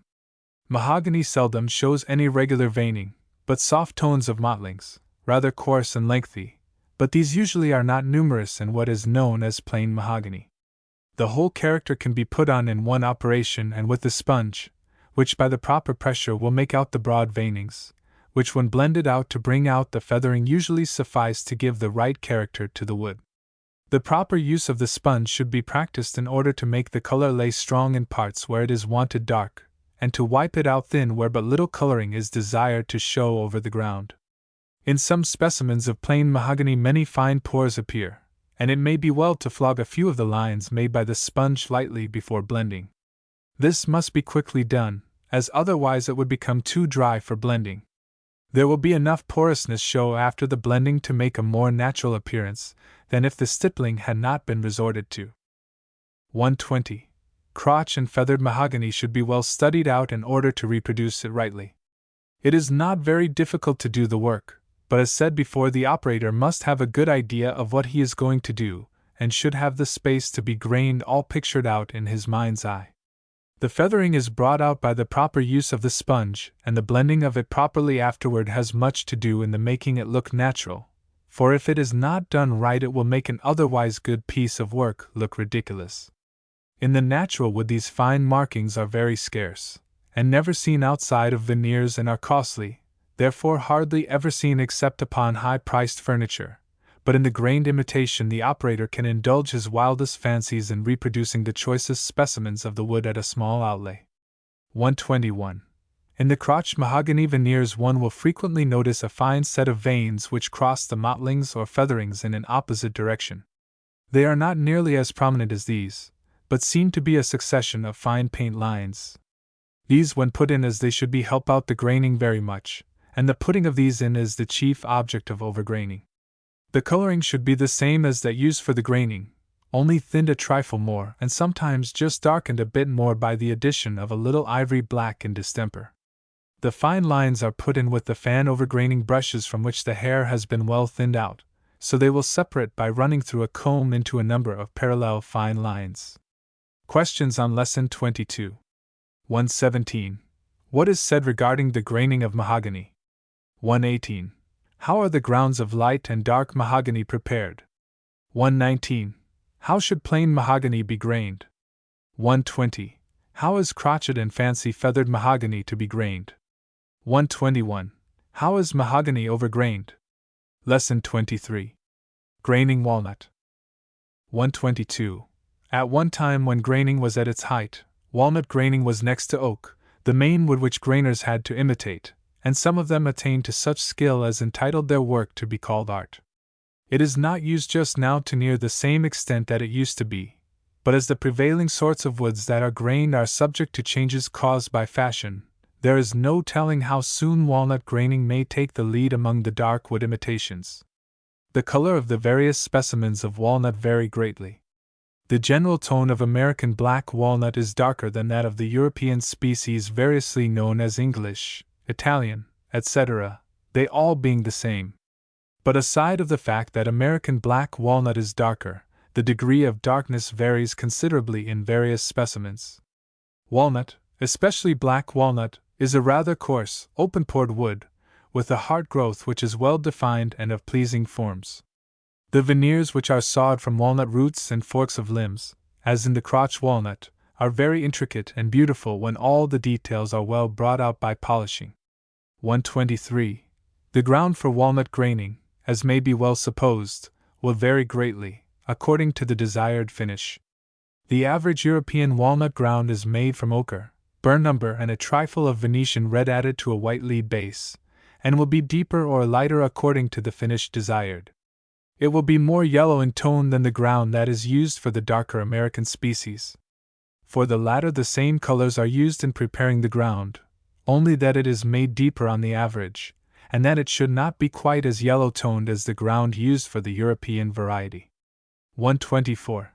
The openness of the wood represented by the pores is easily reproduced by the stippling it should receive before the heart growth is either wiped out in oil graining or penciled on in distemper. Some grainers dispense with it in oil work, but the finished work suffers from it. The stippling color is best made from some good Vandyke brown, and it may also be made from burnt umber in distemper.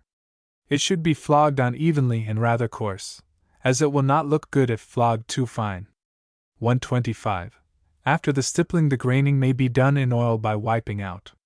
The color used for graining may be either Vandyke brown, which has been made more drying by the addition of an extra quantity of good drying Japan, or from burnt umber, to either of which enough megilp has been added to keep them from running when sufficiently thinned out for wiping.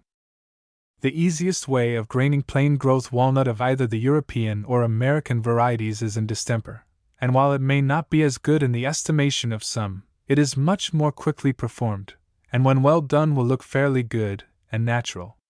For the graining of it in distemper, the same colors should be used in that medium as noted for oil work, and the veining penciled on the stippled surface and well blended out while still wet. 126. The overgraining of plain walnut graining will add much to its naturalness of looks. This consists mainly of the darkening of some of the parts. It should be done with the oil color used in graining it in oil for either oil or distemper work. In the latter case, the color should be sufficiently thinned and well rubbed out as to give it a coat all over, and afterward it should be wiped out from all parts where it is not wanted with soft cotton rags. Questions on Lesson 23. 122. What are the principal characteristics of walnut? 123. How are the grounds for European and American black walnut prepared? 124. How should walnut be stippled? 125. How is walnut grained in oil and distemper? 126. How is walnut overgrained? Lesson 24. Graining walnut, continued, burled walnut. 127. The natural plain growth of walnut usually presents no riotousness, and is rather staid and well behaved, but with a sufficiency and variation to suit the most fastidious. Not so with burled walnut or root walnut of either the European or the American varieties. One would hardly recognize them as relations of the former but by that they carry some of the colors of the plain, besides many shades more and variations of them of their own. The European varieties are usually lighter toned than the American sort, and the contorted course of the veining is somewhat more regular in appearance, otherwise the burling and knots are very much the same. The same design executed in either European or American walnut would look well if properly done. There is considerable system in the seemingly wild growth of walnut burls. Their representation requires considerable study in order to represent them naturally, not that it is very hard to do, but in order rather that it be not overdone. There is nothing that has a more vulgar look than an overdone imitation of burled walnut. 128. The student should familiarize himself with the growth of many specimens, and besides, he should carry an imprint in his mind of all the various natural specimens he may come across. In these studies, he will no doubt have noted that the ground color or the lighter parts in the natural wood does not run uniform as in the plain wood. Some parts will require a much lighter ground than others, and good grainers take advantage of that knowledge and prepare the grounds in various shades in order to produce the effects desired. Some try to obtain these by overgraining, but while that improves the graining, it will not produce the realistic effects possible by the varied colored grounds. This demands good judgment and a full knowledge of the intended work, so that a boy cannot be sent ahead to do the grounding, but the grainer himself must do it according to his own conception of the intended work. 129. The graining is always done in distemper. The colors used are raw and burnt sienna, raw and burnt umber, and ivory black. To these may be added Van Dyke brown. The layout is first laid out with a sponge. A different sponge should be used in each color.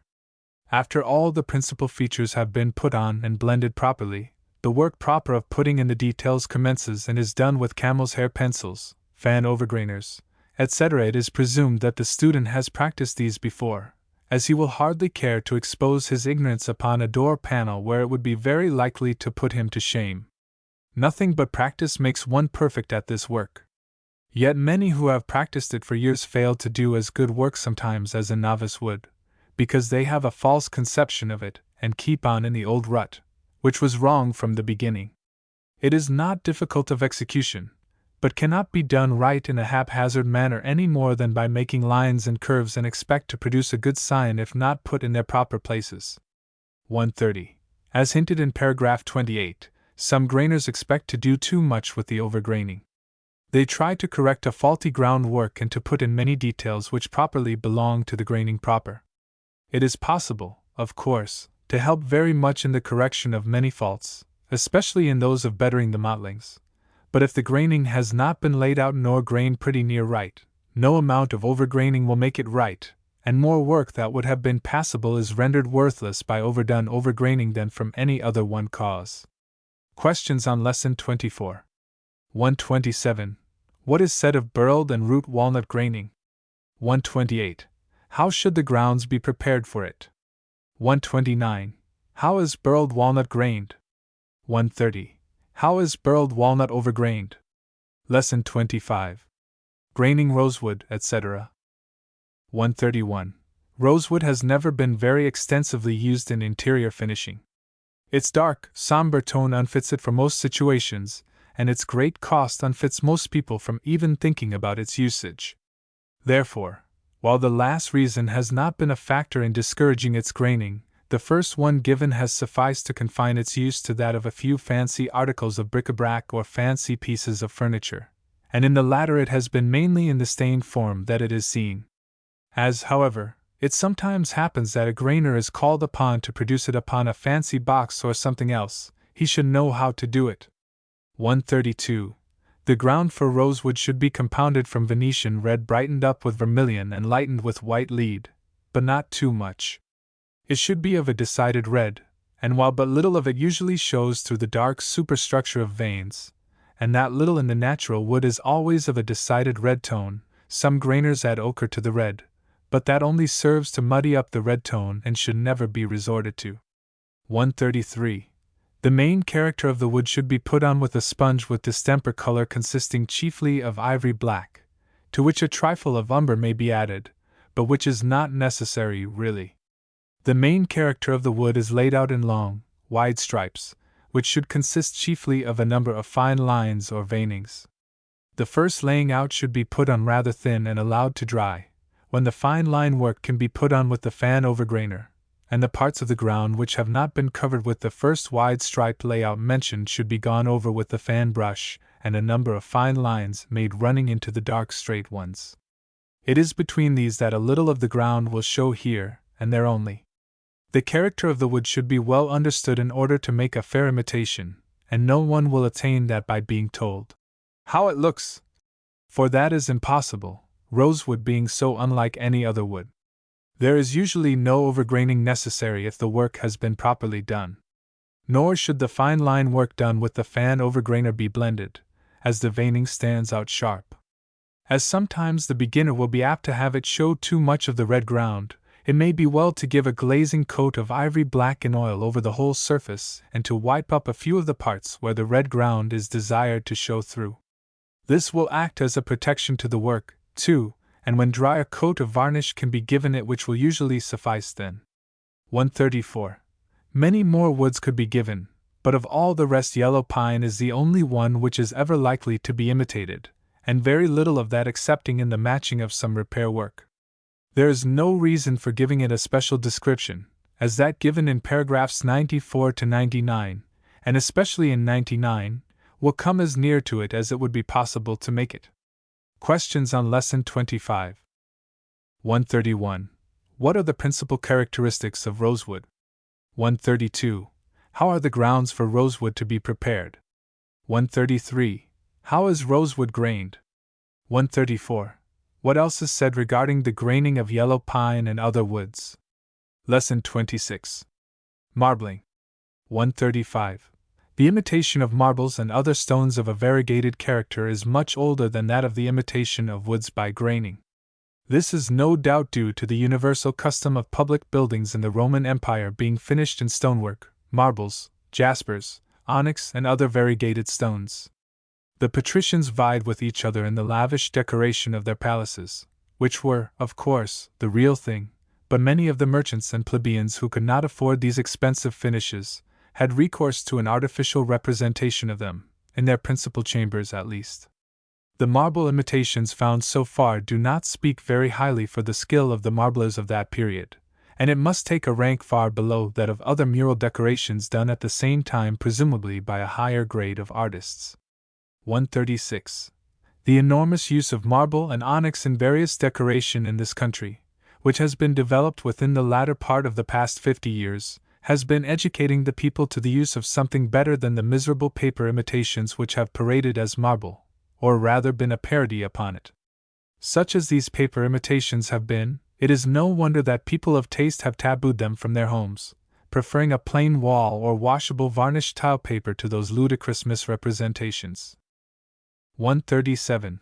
For many purposes marble imitations are beginning to be used much more extensively than they were, and good imitations always captivate the attention of people of taste, with the consequence that when once introduced in a neighborhood it soon happens that the man who is able to do a good job is soon overrun with that kind of work. That it has not become general is because, sad to say, it has almost become a lost art from long disuse. The many cheaper halls, restaurants, etc., in public and semi-public buildings where the real stone is too expensive, the many private vestibules, halls and bathrooms, where their use is almost imperatively demanded by good taste as the only permissible embellishment to relieve the monotony of the walls, by at least a dado imitation of good marble done in oil and washable.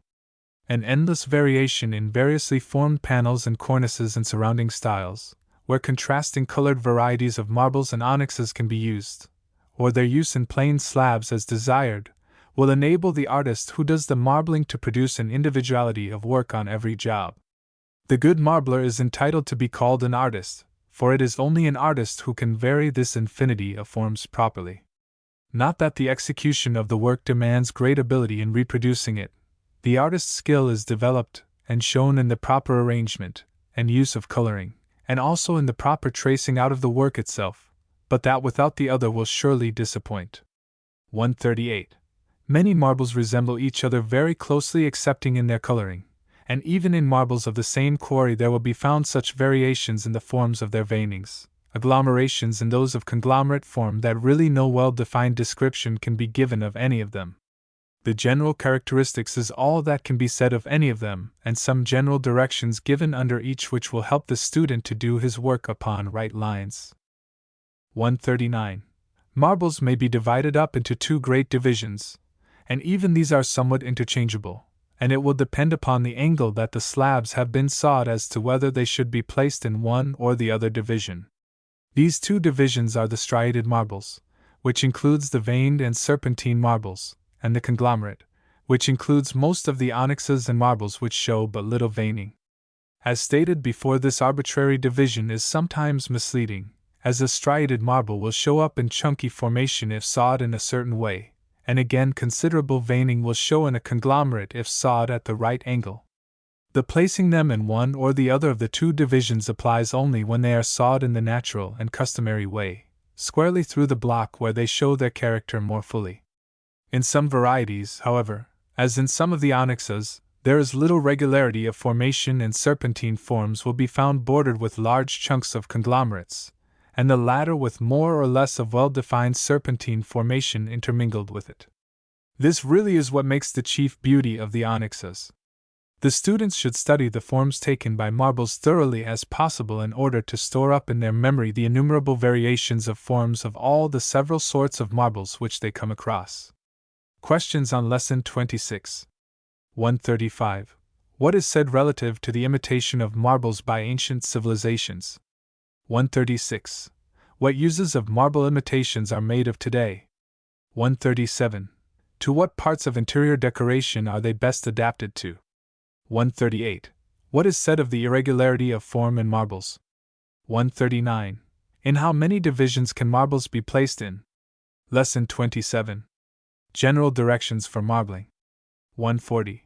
Under the name of marble are included all variegated stones, and therefore the term marbling, like that of gilding, which is applied to gold, silver, and all metal leaves, means considerably more than it should. Truthfully speaking, marbles are of lime formation, while granites and jaspers and many others are not. The coloring of the veinings are due to various causes, various substances being deposited and enveloped in the lime formation, some by infiltration of metallic or beds above the lime formation, which found their way through some of the softer fissures of the imperfectly formed limestone and deposited there. Again, as in honeycomb limestone, substances which deposited along with the lime, but which being more soluble have been washed out of it, leaving the lime full of small holes, as the name indicates, these being subsequently filled up with colored deposits. 141. General directions will be given in this and subsequent lessons as to how the various operations used for imitating marbles are performed, and the student will be referred to them when the special description of the various well-known marbles and other stones are given. The same operations being used in nearly all of them, being varied to suit the peculiar needs of each as required. 142. There is no need of special brushes or tools for any of the operations about to be described, and the ones described as useful for the imitation of wood by graining will more than suffice, as but few brushes are needed. For laying the grounds, some of the larger flat ones and some smaller flat ones to lay in colors and smaller groups, and dry ones to blend them. Some fitches or small bristle artist's brushes and some camel's hair pencils with a few wing and tail feathers for putting in some of the finer veins, and badger blenders are about all the tools needed. 143. As to material, white lead and zinc white will form the bulk of it, as it is used either as a base or by itself in all the marbles that will be described, with, of course, the exception of the black marbles. As there are so many colors used in imitating marbles, the whole list may be of use at some time or other, and it will not be necessary to name them all over at this time, as under each marble will be given the ones needed. Light varnishes are required in order to give the finished marble a uniform appearance and as a protection. This is the hardest part of all to procure, as the stronger ones are not fit to use over white, or even upon some of the darker ones having white veins, turning them yellowish. Demar varnish is forced upon the marbler, so there is little wonder if many prefer to leave the work as it is without varnishing. All the above applies to oil color marbling only, as work done in distemper is never varnished. The colors needed in watercolor marbling are the same as for oil work, only they must of course be in the dry state. 144. The walls of halls are sometimes done in imitation of marble slabs, and one is then required to scaffold for it in order to reach them. As directions were given how to reach the walls and ceilings in Volume 2, or Interior Painting, the student is referred to that for fuller details.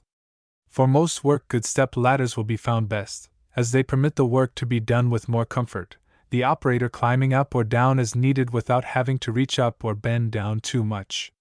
Questions on Lesson 27. 140. What is said regarding marble formation? 141. What of the general operation used in imitating marbles? 142. What are the tools needed in marbling? 143. What material is used in marbling? 144. What appliances are needed in wall work in order to reach their surfaces? Lesson 28. The operations of marbling. 145. The laying on of the proper colors for the ground is the first operation in the order in which they occur in marbling, and it is a very important one, too.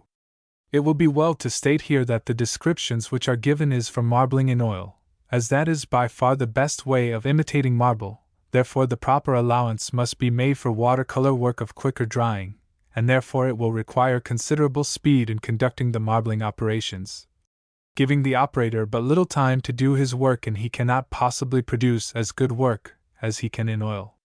Only rather plain figured marbles should be attempted by the students in distemper work. The ground is usually put on all over alike in oil, and usually it is put on with white lead. While that is fresh, if a parti-colored ground is desired, a little of the proper color is worked over it, and blended more or less to suit. 146. If the imitation is striated, veined or serpentine marble, while the ground is still wet, the main body of color and veining should be put in and blended. The blending in marbling constitutes a most important part, as by means of it veins and lines are made to disappear as it were into the ground gradually, which gives it transparency, and it will look as if it came from the interior and gradually becoming stronger toned as it reached the surface. These effects are all produced by proper blending. If the imitation is a conglomerate marble, the chunks should be put on with dabs of color suitable and of the right size, depending upon the blender to soften them into a gradual disappearance into the ground. 147. While the ground is still wet in veined or striated marble, the deeper toned veins, or rather that portion of the veins which it is desired should appear as having reached the surface by a gradual ascent from below, should be touched with a little of the fresh color and left unblended. This is done with camel's hair pointed pencils or with the tip end of feathers for some of the finer lined ones. In the conglomerate imitation, the chunks can be touched with fresh color left unblended at what is desired should show as their surface point, so that the chunks will show as if they were gradually sinking away from sight to the interior of the stone. 148. It will be best, after having formed all the character of the veining and having touched up the bright parts, to let the work dry before attempting to put in the white veining and what may be called the highlights, or the lightest parts of the colored veins or chunks in the conglomerates. If this was attempted upon the wet color and one should undertake to finish the whole work at the one time, he will find that he cannot produce good white veins and that they mix up so much with the others as to become anything but white. Where it is desired to produce the impression of white veins disappearing into the rest of the work, however, it will be well to put in some and to blend them in to produce that effect, while the first color is still wet, and when it has dried to go over them at what is intended for their surface points with some fresh color, which will greatly enhance their transparent effect. Now the light veins are put in without fear of their tones being destroyed by mingling with the wet ground colors, and all the finishing touches should be put in. Defects, if any, can be corrected, and when the work is dry it may or may not be varnished. 149. The directions given above will suffice to give the student the manner of producing any kind of marble or onyx desired. The spots usually seen in granites are produced by striking a brush upon a stick at some distance from the surface which it is intended should be covered, the size of the dots being governed by this distance, and also by the kind of brush used. A fine spraying with turpentine afterward will cause them to spread sufficiently to run together at the edges and to look more natural than if left without this operation. Questions on Lesson 28. 145. How should the grounds be put on in marbling? 146. How is the veining and blending done in marbling? 147. How is the veining made to appear as if coming up to the surface from the interior? 148. How are the finishing touches put on? 149. What is further said of marbles and how are granites imitated? Lesson 29. The various marbles. Agate. 150. Agate is a variegated stone, a conglomerate, and according as it is cut will sometimes show a number of veins usually circling around some center. The ground is white lead, and the various colors may be put in and blended over. This is followed up with touching certain parts with fresh color, which is left unblended to give a sharp edge. The colors vary very much in various specimens of agate, some being rather light and others very dark, so the student has a good range to choose from crimson lake, Prussian blue, and chrome yellow or ochre. Broccatello. 151. The ground for broccatello is made from ochre and white lead, or it may be put on with white lead and ochre brushed into it, leaving it darker in patches than in others. Then put on a thin glaze over it when dry, made of raw and burnt sienna with enough whiting to make it rather transparent. When the color has set, sprinkle it over with turpentine by striking a small brush over a stick. It will cause it to spread the color, and to show the yellow ground through. Then shade the larger blotches with a light yellow ochre to show the angular fragments, and give it depth. Then vein with color made of vermilion and Prussian blue, being careful not to put in the dark lines through the blotches. Black and gold marble. 152. As the name indicates, this marble's chief tone is black with blotches of yellow. It is a conglomerate marble. The ground should be put on with black paint and lightened up in parts by working in a little white in spots, as it should not be uniform in tone, but the lightest parts should be as dark as a dark slate. Dab on the yellow spots where they belong and connect a few of them by veins, then blend to produce transparency. Then touch up with some of the light color, which should not be blended. Let dry and put on a very few highlights on some of the yellow, and with ivory black used as a glaze correct any glaring mistakes by covering them over, which will then appear as belonging to the underparts. Dove marble. 153. This marble is one of the easiest to imitate on the whole list. It is a veined marble and chiefly a warm gray with white veining. The ground should be made from white lead, lamp black, and warmed up with a little vermilion. Put in the white veins and blend. After blending, touch up parts of veins you will wish to show as coming to the surface, but do not blend.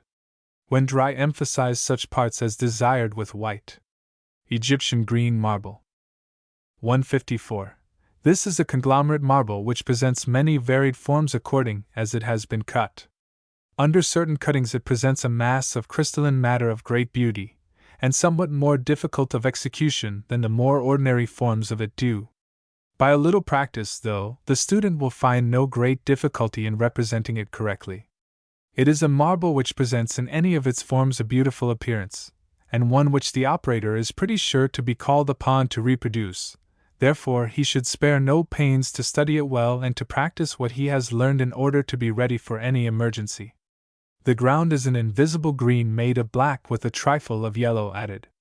When dry, put on a suitable green glaze, dabbing on here and there the black masses, and put in the green network of veining with a feather, touching them up with a camel's hair pencil with the same color to give it character and transparency. It will be noticed that according as it is cut, a mass of crystalline bodies seem to show through the semi-transparent stone, and this will test the skill of the marbler to reproduce naturally. Questions on Lesson 29. 150. Give a description of the marbling of agate. 151. How is broccatello marble imitated? 152. Describe how black and gold marble is imitated. 153. Give a description of how dove marble is done. 154. How is Egyptian green marble imitated? Lesson XXX. Description of the various marbles, continued. Italian pink marble and scarlet marble. 155. Really, this marble and the Italian scarlet marble are only variations of Sienna marble, and as the variation consists altogether in the coloring of the marble and not at all in its veining and other forms, there will be no need of telling how it should be done, as that is related under the heading of Sienna marble in the following paragraph. For color, Venetian red lightened up to a pink with white lead is used instead of that described, and in the scarlet variety vermilion toned down with Venetian red. Sienna marble. 156. This marble is more extensively imitated than any of the others, with the exception of white marble black veined, and there is no wonder that it is so with its wealth of forms. No matter what one may fancy or do, it is pretty sure to look like some specimen of it has done before if the same character is kept up to the end. It is true some forms are more pleasant than are others, and that is true really in all marbles, so that the student should not spend much time in trying to do something which is considered an inferiority in the Sienna marble itself. The most pleasing forms are clumps of darker color overrun with veinings and intervals of lighter tone also veined, but usually with much lighter toned veins than the set occupying the darker clumps. But some of the light as well as the darker ones usually trespass some upon each other's ground, and in some specimens clumps of very fine dots extend over some of the light areas instead of veins. The ground should be put in with white, and the larger clumps put in with raw sienna and blended. Then some of the intervals may be connected with lighter toned and smaller clumps, also made with the raw sienna upon the still wet ground. Proceed afterward to put in darker broad veins with the artist's bristle brushes and blending them. After the blending, put in the white veining, which, of course, will mix with the still wet ground, but that will give it the transparent effect if when the work has dried they are touched up here and there with flake white to give them their character. The darker veinings should also be touched up in order to emphasize them and make them look transparent. Variations galore will suggest themselves to the student who has made a study of these marbles from natural specimens. Florence Marble 157. The ground for this marble is a neutral tone of red made with white lead and Indian red. The veining should be put in with burnt umber and a second set with burnt sienna, a few of each running in every direction without any irregularity. This veining must be done while the ground is still wet in order that the ends may blend in with it and seem to disappear into it. Sometimes the veining runs out of clumps and seems to break forth, leaving some parts nearly free of veinings, and then suddenly to spring up into a network as intricate as seen upon a nutmeg melon. Tennessee Marble 158. This is an American marble. It is usually of a mauve or bluish violet tone, and of a medium between dark and light, some specimens being rather dark. As it is plentiful and cheap, much of it does not show up at its best, but there are some specimens which are very beautifully marked. As all other marbles, it has an infinity of showings. Its general character is an all-over veining. Some specimens, however, showing a few patches of plain white of considerable extent, and in all the better ones some large thick white veins with a number of smaller ones running in a wild way radiating from them, but with a distinct tendency to run in the same direction as the large white veins spoken of. Then there is another set of smaller veining of the same tone as the ground, but much deeper scattered nearly all over it. The ground should be put on with white paint and color made from Indian red deepened with Prussian blue, dabbed on nearly all over it and blended into the white, leaving a few patches of white and the larger fissure veins where desired, although these can be put on after the ground has become dry. Much of the smaller veining should be put on before the ground is dry in order to mix with it and give the transparent effect so much desired. Afterward, the stronger highlight effects in the large white veins and in some of the parts of the smaller ones should be touched up with flake white, and the darker veins should be touched up here and there also with the darkest color. Questions on Lesson XXX. 155. Describe how Italian pink and Italian scarlet marbles are imitated. 156. How is Sienna marble imitated? 157. How is Florentine marble reproduced? 158. What is said concerning the imitation of Tennessee marble? Lesson 31. Description of various marbles, granites and porphyries, continued. Serpentine marble. 159. This marble is probably but a variation of the verd antique, which it closely resembles in all its colorings. It contains more veinings than the other, although it, too, shows up clumps of conglomerate very much the same in formation. As a full description of verd antique is given in the subsequent paragraph, the student can vary from the directions given in so far as to introduce the veinings mentioned which the other has but few of. Verd antique. 160. Verd antique marble is really a modified Egyptian, being somewhat more blotchy than its cousin the Egyptian green marble. The ground should be made from Prussian blue and yellow ochre to make a brownish green, then dab some of each of the separate colors blue and yellow where the blotches are desired, then connect them by veinings and blend, touching up afterwards with fresh color parts which should show prominently, but be careful not to overdo this, as but little of the full tone of the yellow should show, or it will make it look unnatural. White veined marble. Black veined white marble. 161. These two marbles are bracketed together, as with the exception of the ground color, and the reversing of the color used in the veining they are so much alike that the same description will do for each of them. They are veined marbles, and many specimens show fissures which for the sake of naturalness and variety may be imitated but very sparingly, as really it is a defect. The ground for these marbles should be white lead. For the white vein, proceed to dab on patches of black with a small tool and blend the black with the white all over, but have the ground darker in parts than in others, varying from a gray to nearly true black, but of the latter sparingly. A few white blotches and main white coarse veins are left, and the white veins are put in with flake white, which will blend into the ground and serve to give the proper transparency. When dry, the pure white veins must be touched in order to bring them out. For the black veined variety, the white lead ground is gone over here and there, but not too much of it, with a touch of black which must be vigorously worked into the white to produce a few blotches of light, faint gray not prominent at all. The veining is gray of a trifle darker tone, which is called black by courtesy and as a contrast to the white of the ground. 162. The above comprise about all the leading varieties of marbles. There are many other varieties, chiefly of those described, and differing from them chiefly in their coloring, their imitation being the same excepting that. Onyxes. 163. Onyxes differ from those stones which are known as marbles chiefly in that they are more transparent. The clumps or blotches of variously colored component parts of the conglomerate are much more diversified than can usually be seen in marbles, and according to the angle at which they are cut present in endless variation. Sometimes whole slabs show the conglomeration cut across. Again, in others, considerable blank space is found in close proximity, and again serpentine waves of veins looking very transparent run around the clumps, etc. Nothing but a close study of the natural stone can give one a perfect idea of their vagaries of form.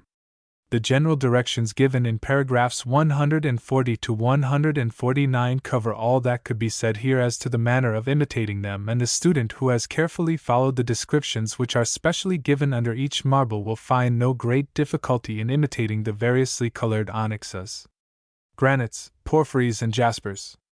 164. All the above are closely related and may be bracketed together in describing their imitation. According to their predominating colors, they are known as red, gray, white, etc., and have usually the name of the countries from which they come given them in addition. The ground color should consist of the leading or predominating color, and the rest of the spots are put in by sprinkling or striking the brush against a stick. When the colors have commenced to set, but before they have dried and while still partly wet, turpentine should be sparingly sprinkled upon the work, which will cause the spots to spread and run into each other, but it must not be overdone or a mess will be the result. A little fine flaked mica may be sprinkled upon the work after it is finished, also before drying has been completed. This will give more naturalness to the granite imitations. The porphyry and jasper do not need it. Questions on Lesson 31. 159. Describe the character of serpentine marble. 160. How is verd antique marble imitated? 161. How are white-veined black marble and black-veined white marble imitated? 162. What is said of other varieties of marbles? 163. How are onyxes imitated? 164. What is said regarding the imitation of granites, porphyries, and jaspers? Fineness.